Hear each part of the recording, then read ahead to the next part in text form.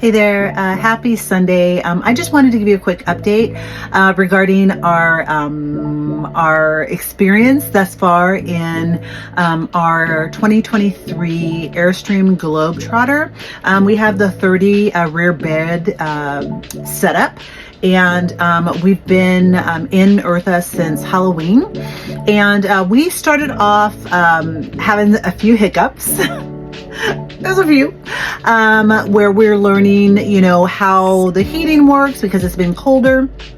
How to make sure that we don't run out of power, how to maximize our solar, and where to park. Now, once we decided, because we boondocked the first few days that we had her, because we wanted to just kind of get acquainted with her before we really tried to like book in somewhere, where, because sometimes when you just kind of go for it, you find out like what really works for you. And we got a slap in the face. This don't work.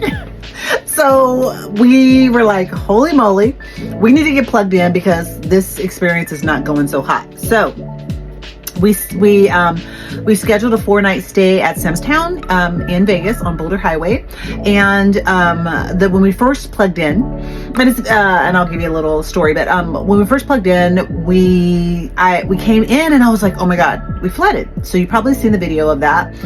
There was a stream of water that was coming from, we didn't know for sure from where to when we started, but it was coming, and it was like on the edge of under the refrigerator, and it was running down the galley kind of look, down the rug.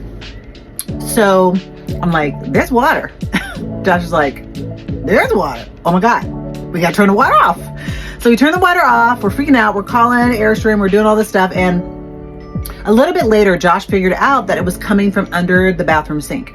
So we dried it, we did all that, we stopped using the sink, we called them, and they're like, don't worry, because you get there's something that Airstream does when you get your travel trailer. They have a thing where they say to kind of like load it up, go do your thing, test her out, and come back in, and you have a warranty, and we're gonna look and repair anything that you have to that needs to repair.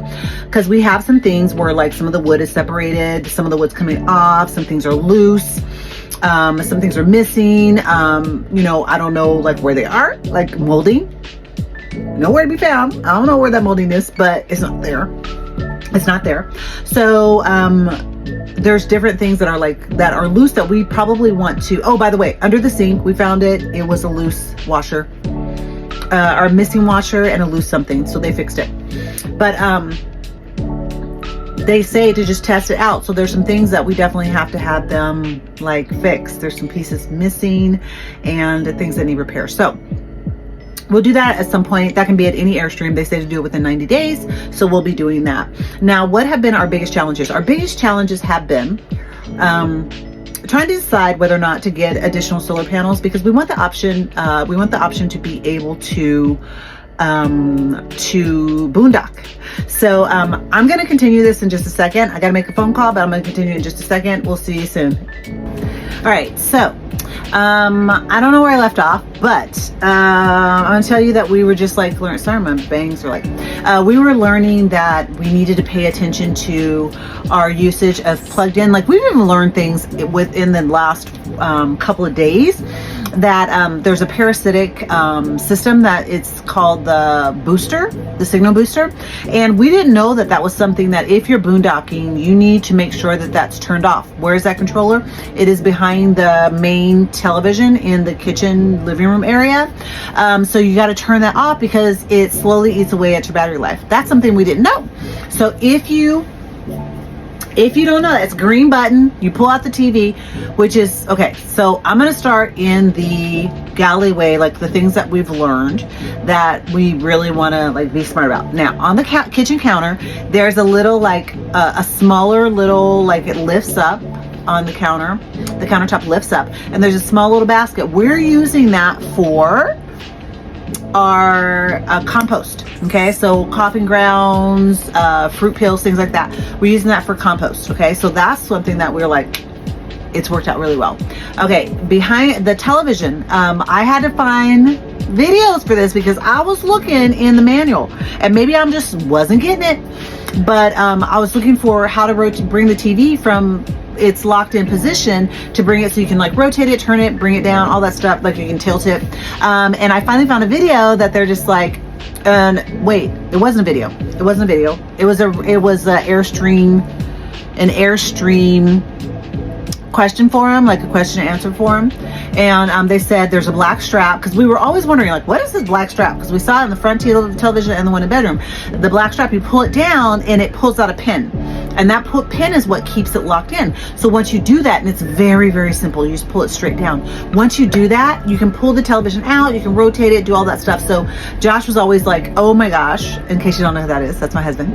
That's the hubster. He was always like, my neck hurts, because he's just trying to like turn it to do it. And so it's like, we got to figure out how to get this TV from being like set in set position. So that's something that if you get one, that's a little cheat thing that to be able to like, to be able to navigate that. And then we also have learned to maximize the storage that is above the microwave. And we stored, when we're parked, we store our the countertop covers, like for the sink.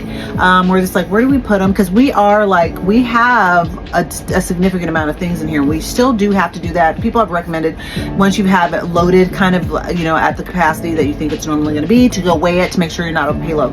I'm pretty sure that we're not, because we just what we brought in here, but that's something that I would recommend doing. Do what I say, not what I do. Okay? Do what I say, not what I do. We need to do it soon. We're going to do it soon, but I'm pretty sure we're not. But it's probably, especially if you're carrying heavier things in your Airstream or your travel trailer, you want to weigh it to make sure you're not over payload capacity, because that is something that we have worried about. Now, one of the things that Josh and I have like talked about a lot is the fact that now Airstream travel trailers are notorious for the electric heating not to work so well. It only brings up your heating up a couple of degrees. So it's not a significant source of heat. It works better for air conditioning versus heat. That's what we're finding. Maybe there's a little like cheat thing that you can do that makes it work more efficiently, but it has not worked efficiently in that way for us. So we've been using the propane. Now, when we were getting the walkthrough, they do like a walkthrough when you pick up your travel trailer. They do a walkthrough and they explain all the operating systems. There's so much to absorb that you're only going to learn it as you do it, as you experience it. Unfortunately, unless you're like, you might be one of those nerds that's just like, I'm just going to read page to page, I'm going to take notes, and then I'm going to refer to it. But for me to have it like really sink in, where I'm going to like make sure that I do it more correctly, it is an experience. I'm experience driven. Once I do it, then it kind of locks it in. So it's just like with the propane, even though we have been plugged in, we were using it because it's a better source, because it's been like 40s. So we've been using our propane versus for the heating. So it's been gas. Okay. So he was saying that, okay, you can have it go on, you keep it, you check it, and then when it runs out, and you kind of know it's going to run out, like it ran out last night, and guess what? The system still works with it running out, but guess what? It blows cold air. So you don't want that. Because it's cold, because it's already cold. You don't want it more cold, right? Colder. You don't want that. So he said that one thing that you can do is you can set it where it will, when it finishes with one, you can have it where it switches to the other one automatically. Now, the thing about that is, as you're learning the system, for me and for us as a couple, we're like, if we do that, we're going to have less awareness of like, we don't want to run out of both. Do you know what I mean? We don't want it to like, okay, we think we're doing good. Oh my God, we're still on the first one. It's lasting really long. Then all of a sudden you're out and you're like, both tanks are empty. What? And I don't want to do that. So, and he doesn't want to do that. So we did it for one, then we ran out, and then we switched to the second tank. So what you do is you like, if you're doing that, you want it, because it goes from green to red, and red tells you that it is out. Okay, so there's this little knob in there, and it's like this almost like day glow highlighter, yellowish green. So that lets you know that there's still propane in there. So once that goes red, that's done. So we're gonna have to take out that one tank and then use the other one. Now, me myself, I'm just like, okay, so we want to utilize the electric system. So what I did today, and which I forgot, I wanted to do the electric system versus the propane. The propane's running right now. What I did today is I really utilized all of my windows for heating up the Airstream for the day. Okay, so it got up to 60s. So it wasn't really cold, but you know, I'm a tropical girl, so I like it about 70s. I know this is long. Sorry, it's long. So I opened the front ones, the front blinds, you know, slid them open. I did the overhead here. We didn't do these because there's someone next to us and their RV's kind of big and their windows are like kind of facing here. So we're like, we're just gonna do the top ones. They still probably can see in, kind of. But, you know, that's the thing about being in an RV park. You never know what you're going to be next to. And it's a trip because it's the only huge one and it's next to us. We all compact little Airstream, and there's like a monster. It's like so tall, but you know, it is what it is. So I opened the top ones and then I opened the blinds over the sink. We have the skylights open, and then I opened up the blinds back in the, so if you're walking back on the left side, so it's on his side of the bed, I did that versus the side where because we don't have someone on, there's no one on this side, by our door where we come in and out. We're in an in spot. There's a table and stuff. I'll show you that another time. There's a table and chair set. They switched it out. So there was an old one here, and I called them. I was like, ours says upgraded, but this chair and table sets kind of, she's like, oh, you should have that. So they traded it out. So now we have one that's more KOA colors, and we are a member, and we kind of recommend being a member of some of these clubs because you get discounts. You save, even though it can still be pricey, you do save many times by being a member. So we are KOA members. They're all over the country, so you get discounted stays when you join.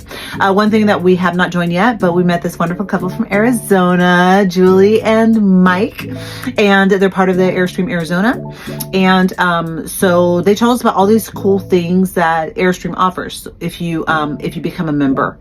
And even though there's different clubs, you can do activities and take advantage of courtesy stays. You can do that no matter what club you're in. So you just go on it's a certain site, you go on there, and then you can find out which ones are courtesy sites. But they have all these different themed clubs that are Airstream, different Airstream owners. So that's something that we learned. Let's see what else. We also learned that the toilet, this may be too much information, but I'm going to share it. The toilet is because it's a low toilet, and it's not like a splash guard. There's things you got to watch out for men when they go to the lavatory. So, part of my weekly cleaning, I'm doing the walls, we're going to get a little mat for around the toilet. But, I got down and I used some soap and water and I cleaned because it's the flooring is more like a nautical kind of boat kind of flooring. So it's like the wood that's under there, it's supposed to resist water unless it sits on there for 30 days. But if it's a shorter amount of time, then it's supposed to, even though we did have them put it in the system about the water leak, because if there's a problem past the warranty, I got to document it. I'm going to be pre-existing. So y'all need to hopefully there won't be a problem, but if there is a problem. So the flooring's like that. So it's definitely open. This floor is definitely open to doing the soap and water and clean it. So I did that. I did thorough cleaning. Sundays is going to be my day to clean. So I vacuumed. We brought our little small vacuum that's chargeable that we had for the house. We brought that. It's in our closet. We've really organized it more. And we got a different laundry basket that hangs. I definitely recommend, if you're going to put your laundry in the little closet that has this pillows, I recommend getting a hanging one, because what it does, I always measure it, find one that hangs a little, it's higher. So you hang the laundry, it's a significant amount of space in the bag, but you have storage under it. So it has this amount of space under it. So then you can slide things in there, whether it's bags, whether it's paperwork, whatever, you can store it there. And then I did the little cart on the opposite side that fits in there perfectly. Instead of across, it's going front to back. And we've been able to store our laundry detergent in there. Some of of our like paperwork, our cleaning products, those are in there. And then we have our linens on top of that. So we're maximizing that storage. And then I also recommend taking advantage of the stereo system that you can lock onto your phones, because you can do that. The HDMI, we need a cord for that, so we can have our phones or whatever computers feed to our televisions, because you can do that. One thing also that we learned is that you want to, wherever you stay, you want to do a scan of the available channels, because it does vary per it varies per park. Okay, area, state, whatever. If you're going to boondock, because we do have like a satellite, like a little satellite thing that gives us some channels and things, you do want to have I think from us, we're finding that they're just clearer. You find out which ones, it kind of locks in ones that are clearer. But you can do the signal boost when you're not plugged in. Do not use the signal boost, like I said, because it is parasitic and it will drain your battery. And we have like a heater. We have a heater on our batteries. If you're staying somewhere that's colder, it's not gonna, like if it's like 20 degrees, it's probably not gonna work. But if it's like it's around 45 degrees, you can use your heater for your battery, and that will help the battery life because it'll keep them warmer. And I'm trying to think if there's anything else that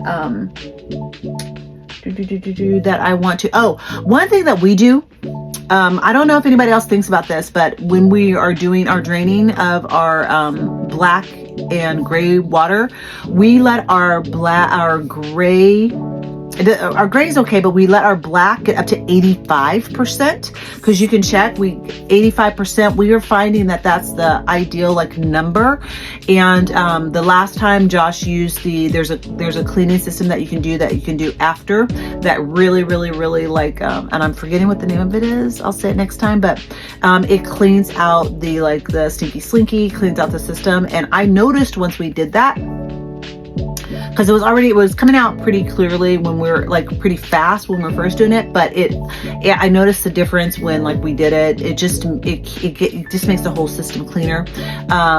We noticed that the vents, if you have to do your business, number 2, if you do have to do that, a little trick, not when you're flushing, but up until when it's time to flush, I have the vent on, then I turn the vent off to flush and make sure it's all good, it looks presentable, the toilet. Then I turn the vent back on. We have noticed that the smell does not come out of the bathroom.